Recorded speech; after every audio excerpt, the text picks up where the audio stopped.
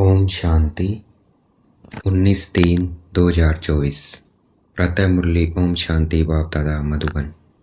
ओम शांति मीठे बाप दादा, मीठे बच्चे। हाँ जी मीठे बाबा, घड़ी घड़ी बाप और वर्षे को याद करो। घड़ी घड़ी शिव बाबा को याद करना है, वर्षे को याद करना है। बाप रूहानी सर्जन है, रूहानी सर्जन है। तुम्हें निरोगी बनने की एक ही दवा बताते हैं। क्या दवा बताते हैं? बच्चे मुझे याद करो। तो बाबा क्या हो गया? रूहानी सर्जन भी हो गया और वो निरोगी होने की दवा बता रहा है कि मुझे याद करो। याद करने से हम निरोगी बनेंगे। तो बाबा क्या हो गए? रूहानी सर्जन। प्रश्न है अपने आप से कौन सी बातें करो तो बहुत मजा आएगा। उत्तर, अपने आप से बातें करो। इन आंखों से जो कुछ देखते हैं यह तो सब खत्म हो जाना है। बस हम और बाबा ही रहेंगे। ये सब खत्म हो जाना है, हम और बाबा रहेंगे। मीठा बाबा हमको स्वर्ग का मालिक बना देते हैं। ऐसे ऐसे बातें करो, एकांत में चले जाओ तो बहुत मजा आएगा। ओम शांति। परमपिता शिव भगवान वाच, मीठे मीठे बच्चों को पुरुषोत्तम संगम युग कदम कदम पर याद रहना चाहिए कि हम क्या है? पुरुषोत्तम संगम युग पर हैं और हम उच्च बनाने का आत्मा को पुरुषार्थ कर रहे हैं। ये याद रहना चाहिए हमें। यह भी तुम बच्चे ही जानते हो, 100 भी नंबरवार पुरुषार्थ अनुसार। यह बुद्धि में याद रहे, हम अभी पुरुषोत्तम संगम युग पर पुरुषोत्तम बन रहे हैं। और यह जो रावण का पिंजड़ा है उनसे बाबा हमको छुटाकर उनसे बाबा हमको छुटकारा दिलाने आया है। जैसे कोई पंछी को पिंजड़े से निकाला जाता है तो वह बहुत खुश होकर उड़कर सुख पाते हैं। तुम बच्चे भी जानते हो यह रावण का पिंजड़ा है, अनेक प्रकार के दुख ही दुख हैं। अब बाप आए हैं इस पिंजड़े से निकालने के लिए। है तो मनुष्य ही। शास्त्रों में लिख दिया है, देवताओं और असुरों की लड़ाई लगी, फिर देवताओं ने जीता। अब लड़ाई की तो बात ही नहीं है। तुम अभी असुर से देवता बन रहे हो। असुरी रावण अर्थात 5 विकारों पर तुम जीत पाते हो, न कि रावण संप्रदाय पर। 5 विकारों को ही रावण कहा जाता है, बाकी किसी को जलाने आदि की बात नहीं है। तुम बच्चे बड़े खुश होते हो। अभी हम ऐसी दुनिया में जा रहे हैं जहाँ न गर्मी है न सर्दी।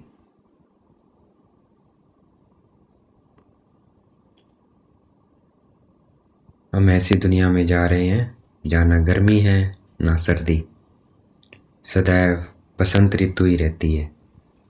सतयुग स्वर्ग की बसंत ऋतु अब आती है। यह बसंत ऋतु तो थोड़े समय के लिए आती है। वह बसंत ऋतु तो तुम्हारे लिए आधा कल्प के लिए आती है। अभी आती है ना बसंत ऋतु, लेकिन वह थोड़ा समय होती है। लेकिन सतयुग में सदा होती है। वहाँ गर्मी आदि होती नहीं है। गर्मी से भी मनुष्य को दुख होता है, मर पड़ते हैं। इन सभी दुखों की बातों से छूटने के लिए हमको अविनाशी सर्जन बहुत सहज दवाई देते हैं। उस सर्जन के पास जाएंगे तो अनेक दवाइयाँ आदि याद आएगी। उस सर्जन के जो मनुष्य सर्जन है उसके पास तो कितनी दवाइयाँ होती है, और यहाँ बाबा की सिर्फ एक ही दवाई है सब चीज़ों के लिए। याद आएगी। यहाँ इस सर्जन के पास तो एक ही दवाई, यहाँ इस सर्जन के पास तो कोई दवाई नहीं है। उनको सिर्फ याद करने से सब रोग छूट जाते हैं। यहाँ तो कोई दवाई नहीं है, और क्या है? याद करना है और सब रोग से छूट जाते हैं, और दवाइयाँ आदि कुछ भी नहीं है। बच्चे कहते थे आज सेमिनार करेंगे, चार्ट कैसे लिखना चाहिए, बाबा को कैसे याद करना चाहिए, इस पर सेमिनार करेंगे। अब बाप तो तकलीफ नहीं देते हैं कि बैठ कर लिखो, कागज खराब करो, जरूरत ही नहीं रहती है। बाप तो सिर्फ कहते हैं बुद्धि में बाप को याद करो। बाबा कुछ खराब करने के लिए नहीं कहता है, ये हमारे अपने सेल्फ पुरुषार्थ के लिए है कि हमें अगर हम नोट करेंगे तो क्या होगा कि हमें पता रहेगा। लेकिन एक समय ऐसा आएगा कि हमें कागज वगैरह रखने की ज़रूरत नहीं पड़ेगी, लेकिन शुरू में पड़ती है ज़रूरत। तो बाबा कहते हैं इसमें ज़रूरत नहीं है खराब करो। बाबा नहीं कहता है कि कागज़ वगैरह खराब करो, सिर्फ कहते हैं बुद्धि में बाप को याद करो। अज्ञान काल में बाप को याद करने के लिए चार्ट बनाया जाता है। चार्ट बनाया जाता है क्या? अज्ञान काल में जब चार्ट बनाते थे क्या? नहीं ना, वैसे ही याद रहते थे पिता। तो अभी बाबा कहते हैं वैसे ही मुझे कर। इसमें लिखा पढ़ी करने की कोई ज़रूरत नहीं है। बाप को कहते हैं बाबा हम आपको भूल जाते हैं। कोई सुने तो क्या कहेंगे? कहते भी हैं हम जीते जी बाप के बने हैं। क्यों बने हैं? बाप से विश्व की बादशाही का वर्षा लेने। फिर ऐसे बाप को तुम भूलते क्यों हो? ऐसा बाप जिसे इतना भारी वर्षा मिलता है, उनको तुम याद नहीं कर सकते हो? इतना बार तुमने वर्षा लिया है फिर भी भूल जाते हो। बाप से वर्षा लेना है तो याद भी करना है, दैवी गुण भी धारण करने हैं। लिखना क्या है यह जो हर एक अपनी दिल से पूछे। नारद का भी मिसाल है, खुद कहते हैं बड़ा भक्त था। तुम भी जानते हो जन्म जन्मांतर कि हम पुराने भक्त हैं। हम मीठे बाप को याद कर कितना खुश होते हैं। जो जितना याद करते हैं, जो बाबा को जितना याद करते हैं वही लक्ष्मी नारायण को वरने लायक बनेंगे। तो जितना याद करेंगे वही वर सकेंगे, वही बन सकेंगे। कोई गरीब का बच्चा जाकर साहूकार की गोद लेता है तो कितना खुश होता है। बाप को और प्रॉपर्टी को ही याद करते हैं। यहाँ तो बहुत है जिनको बेहद के बाप का बच्चा बन राजाई लेने का भी अकल नहीं आता है। वंडरफुल बात है, जो बाप स्वर्ग का मालिक बनाते हैं उनको याद नहीं कर सकते। बाप बच्चों को एडॉप्ट करते हैं, ऐसे बाप को याद न करना यह तो वंडरफुल बात है। घड़ी घड़ी बाप और प्रॉपर्टी याद आनी चाहिए। बाप कहते हैं मीठे मीठे सिकलते बच्चों, तुमने बुलाया ही है एडॉप्ट करने के लिए। बाप को बुलाया जाता है ना, बाप ही स्वर्ग की स्थापना करते हैं, स्वर्ग का वर्षा देते हैं। तुम पुकारते भी हो बाबा हम पतितों को आकर गोद में लो। आप ही कहते हो हम पतित कंगाल छिची वर्थ नोटे पहनी है। वेद के बाप को तुम भक्ति मार्ग में पुकारते रहते हो। अब बाप कहते हैं भक्ति मार्ग में भी तुमको इतना दुख नहीं था। अभी मनुष्य को कितना दुख है, अभी मनुष्य को कितना दुख है। बाप आया है तो जरूर विनाश का भी समय होगा। तुम जानते हो इस लड़ाई के बाद फिर कितने जन्म कितने वर्ष लड़ाई का नाम ही नहीं रहेगा। कभी लड़ाई लगेगी नहीं, न कोई दुख रोग आदि का नाम होगा। अभी तो कितनी ढेर बीमारियां हैं। बाप कहते हैं मीठे बच्चों हम तुमको सभी दुखों से छुड़ा देंगे।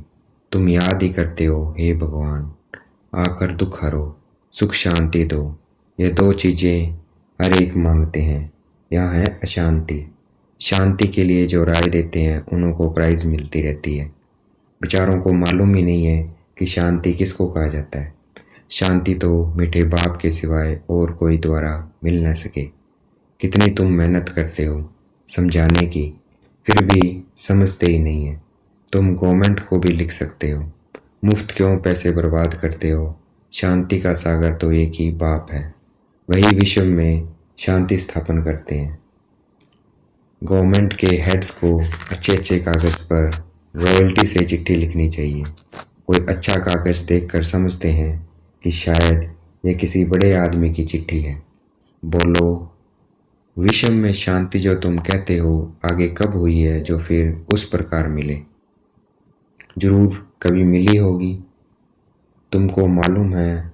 तुम तिथि तारीख सब लिख सकते हो, हमें तो मालूम है, तो उनको बताना है कि कब थी विश्व में शांति।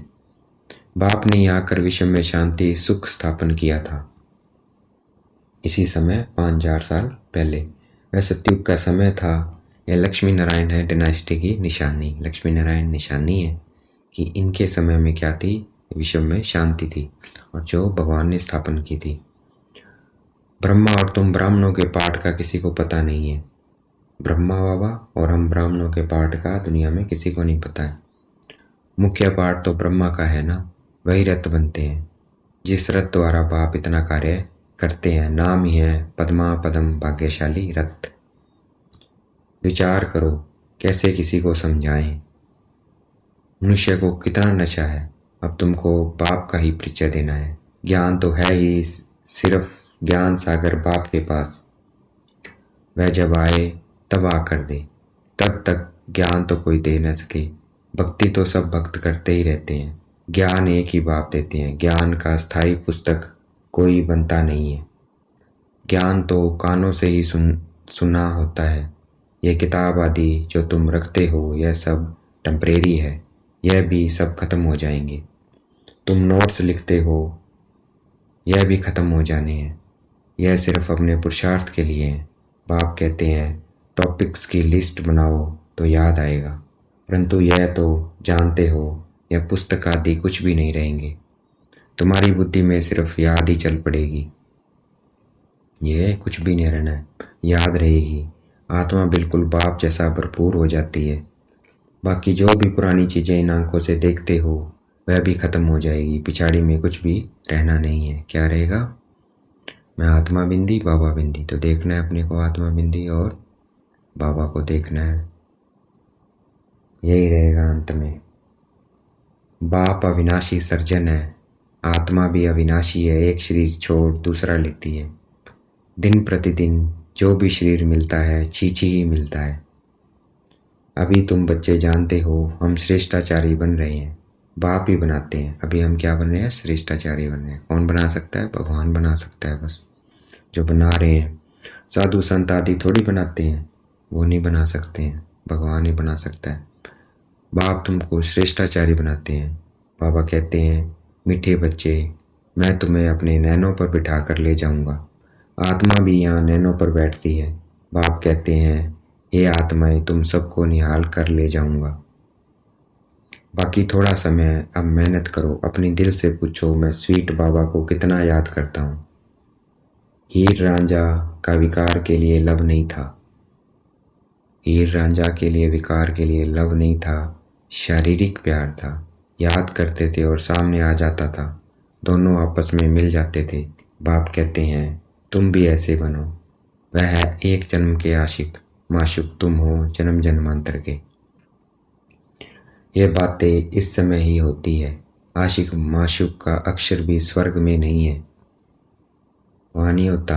वह भी पवित्र रहते हैं, मनसा में ही ख्याल आते हैं। सामने देखा और खुश हुए।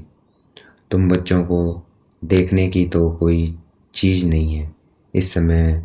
तुम सिर्फ अपने को आत्मा समझो और माशुक बाप को याद करना है। आत्मा समझ बाप को बहुत खुशी से याद करना है।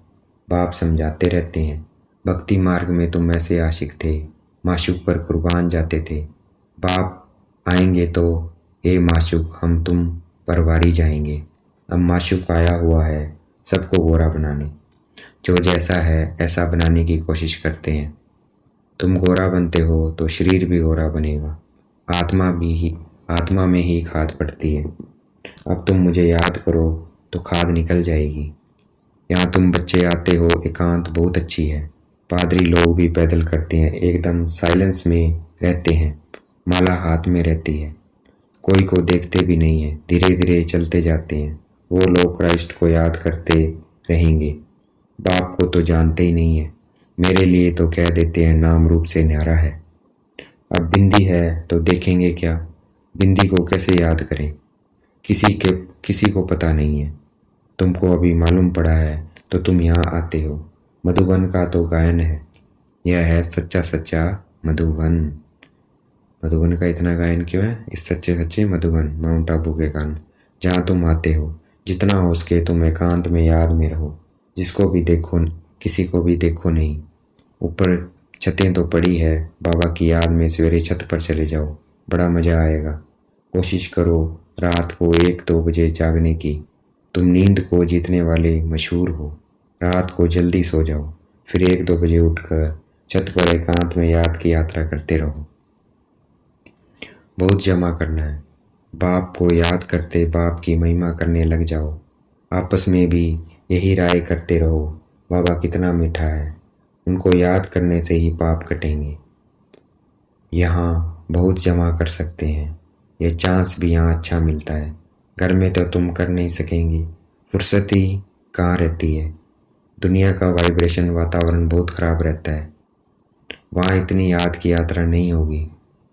अब इसमें लिखने की भी क्या बात है, आशिक माशूक लिखते हैं क्या। अंदर में देखो, अपने किसी को दुख तो नहीं दिया है, कितने को याद दिलाया। तो ये देखना है, चेक करना है मैंने कितने को बाबा का याद दिलाया। तो देखना है अपने को, पॉइंट ऑफ लाइट शिव बाबा को देखना है और याद दिलाना है।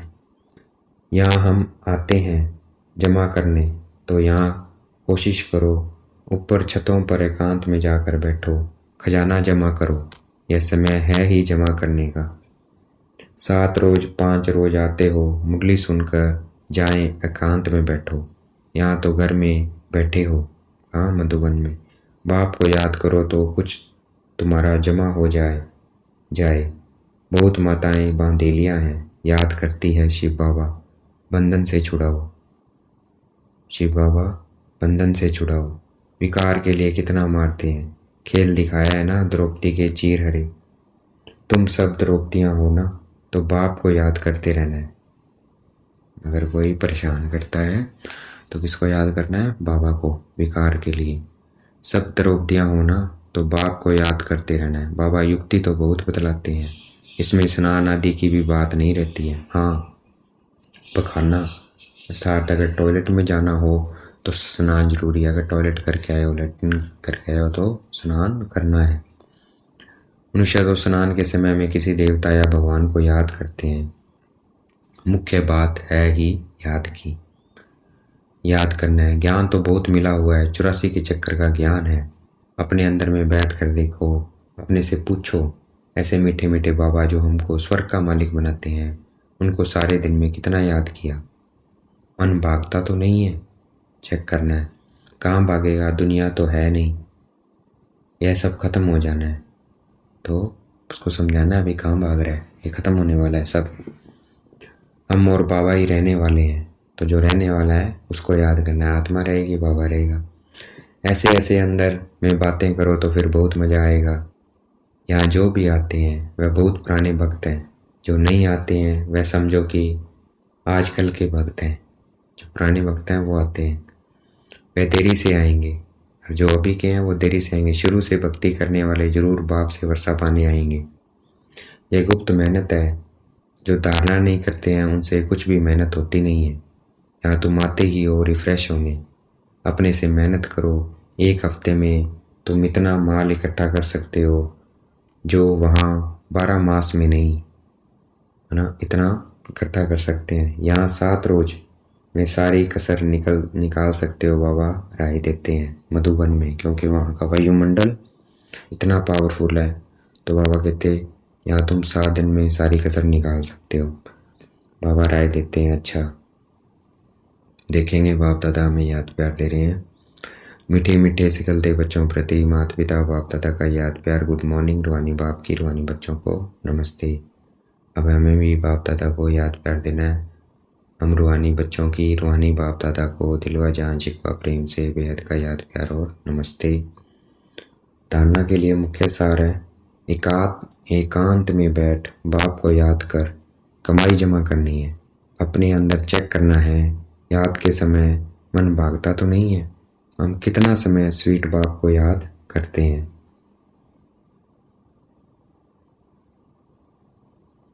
दूसरा पॉइंट, सदा इसी खुशी में रहना है कि हमें बाबा ने रावण के पिंजरे से मुक्त कर दिया है।